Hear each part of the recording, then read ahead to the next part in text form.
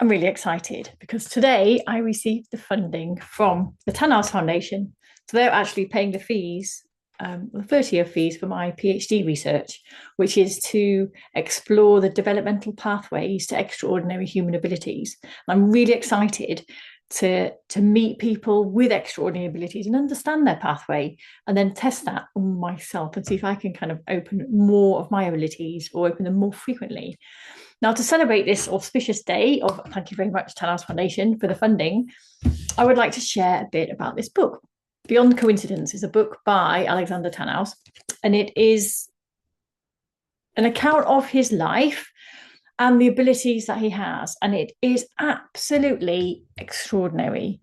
I love this book. He's a really talented man with extraordinary gifts, and he demonstrates such humility and love and generosity.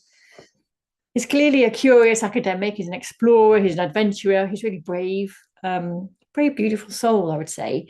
And he's shared his gifts and he's taken people on the journey with him, teaching others how to open their dormant abilities. So I really resonated with this text because I also believe very strongly that we all have the potential within us to consciously awaken our deep intuition and our psi abilities. I've experienced incredible things in my life in terms of my abilities awakening, but Alexander Tanous far exceeds the edges of events and abilities in terms of what I've experienced.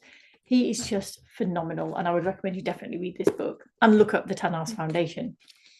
Now, one thing that I really liked in this book is that it's actually deepened the desire in me to aim higher and achieve more, to dive deeper, go further. It's really inspiring. And in the book, towards the very end, there's a chapter, How to Tap Your Own Psychic Powers. And in here, he gives 7 tips of how to awaken your abilities. Rule 1, allow yourself to believe. Now, I do believe, so that's a given. The second one, he says, don't put any judgment on the paranormal. Don't think it's good or evil or anything like that. Just be objective to it. Again, I'm open to that, and that's a given. The third one, he says, identify your previous psychic experiences. Now, I've had numerous of these, so I started listing them out in terms of what are they. So I've had hunches about important events that have actually saved my life. I've had extraordinary strength, physical strength, to pull myself up off a mountain and save my life. I've had dreams that have foretold the future. I've had visions as well. I've seen things visually that have foretold the future. I've had telepathy with my daughter, but I'm not really sure who is reading who. Are we both telepathic? I've connected with the healing power of plants. So I held a plant and I've known exactly what medicinal effect it could have and how it could cure your body. I've had telepathic connection with animals. I've healed others through touch or thought. I've bilocated a couple of times. I've had knowledge of other lives that I've lived. I don't know if they're old lives, past lives, parallel lives, but I know I have lived or I'm living other lives. Mediumship, so mental mediumship.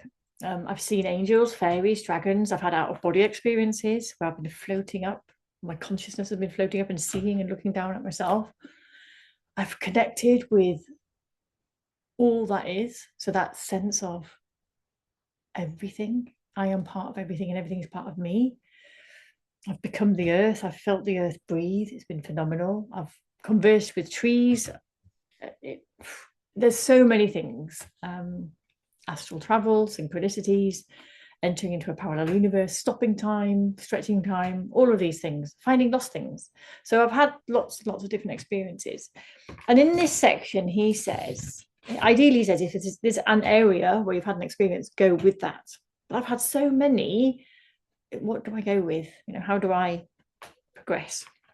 So then he says, if no particular area stands out and you have several, he said, then he recommends that you start with what he did, which is trying to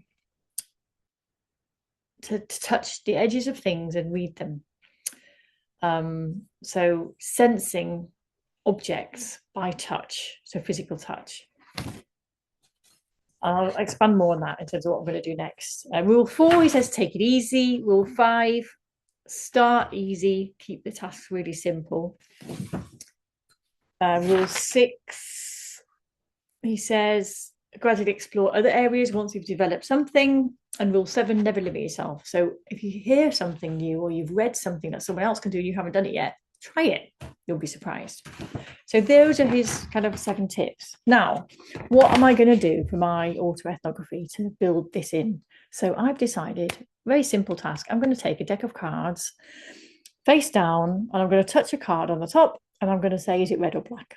And I'll see if I'm right or not. And if I'm right, it's considered a hit. So I've decided I'm going to do a bunch of these, like I'll do 10 cards. I'll do sets of 10, and I'll do it before meditation and after meditation. And the reason I want to add that in is really the bit where he says, take it easy. So be relaxed. So for me, meditation, I know when I'm in a clear meditative state, or have been meditating frequently, then my mind is clearer and I'm more in touch with my intuition. So I think I'll have more hits when I'm in that good state. So I want to just have a look at pre-meditation, post-meditation to see if there's a difference.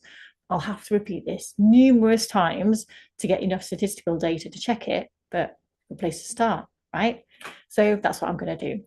Let me know if you're going to come on the journey with me and also try your own things too. Speak later.